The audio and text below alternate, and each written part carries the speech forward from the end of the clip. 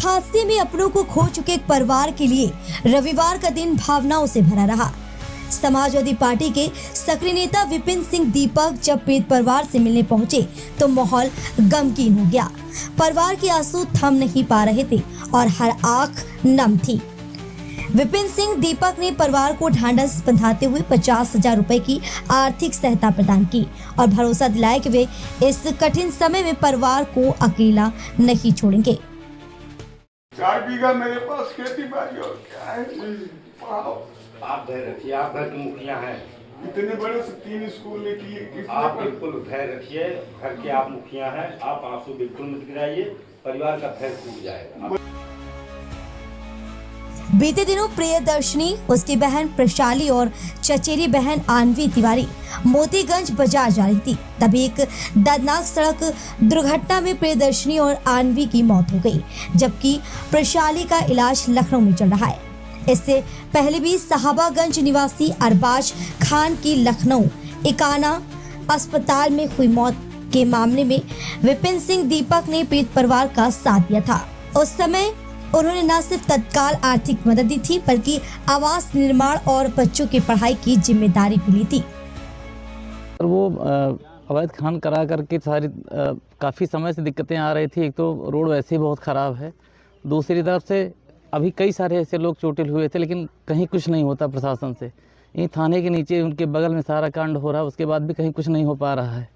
मेरी बिटिया, दो बेटियां हमारी हत्या के आरोपित हो गई। आप बताइए, मेरी बिटिया मर गई, कोई ले आके दे सकता है?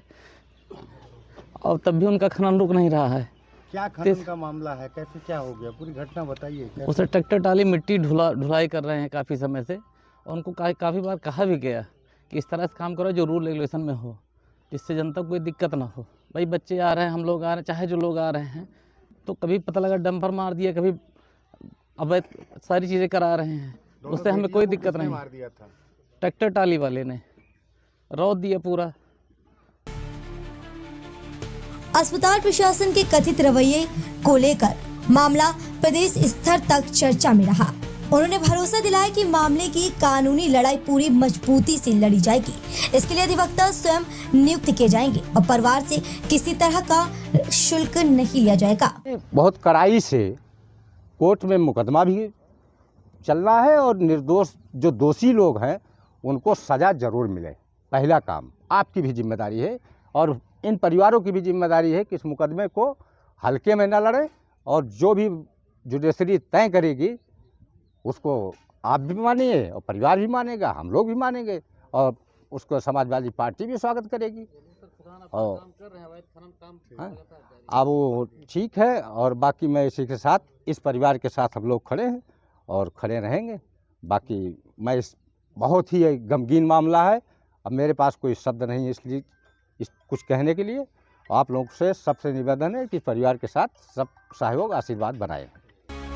मीडिया से बातचीत में उन्होंने अपने राजनीतिक जीवन की पृष्ठभूमि का भी जिक्र किया। बताया कि उनके पिता रविंद्रनाथ सिंह 80 और 90 के दशक में जयसिंहपुर और चांदा विधानसभा क्षेत्र से चुनाव लड़ चुके हैं और कई शीर्ष नेताओं से उनके गहरे राजनीतिक संबंध रहे। इस मौके पर समाजवादी पार्टी के जिला अध्यक्ष रघुवीर यादव भी मौजूद रहे। उन्होंने कहा कि पूरे मामले को जल्द ही पार्टी नेतृत्व और अखिलेश यादव के समक्ष रखा जाएगा, ताकि पीड़ित परिवार को और अधिक सहयोग दिलाया जा सके। पहले से ही मदद कर रहे हैं।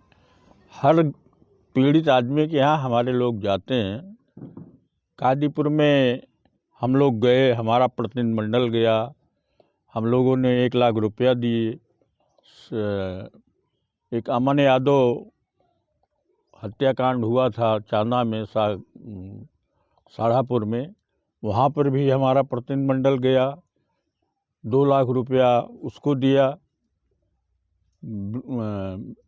रंजू यादव, एक लड़का चांदा का था, वो एक्सीडेंट में मर गया था, उसको हम लोगों ने 1 लाख रुपया दिया। हम लोग तो मदद कर ही रहे हैं। दुख की इस घड़ी में जब राजनीति अक्सर खामोश हो जाती है, तब विपिन सिंह दीपक का यह कदम बताता है कि जनसेवा सिर्फ शब्दों में नहीं बल्कि कर्मों में भी दिखनी चाहिए।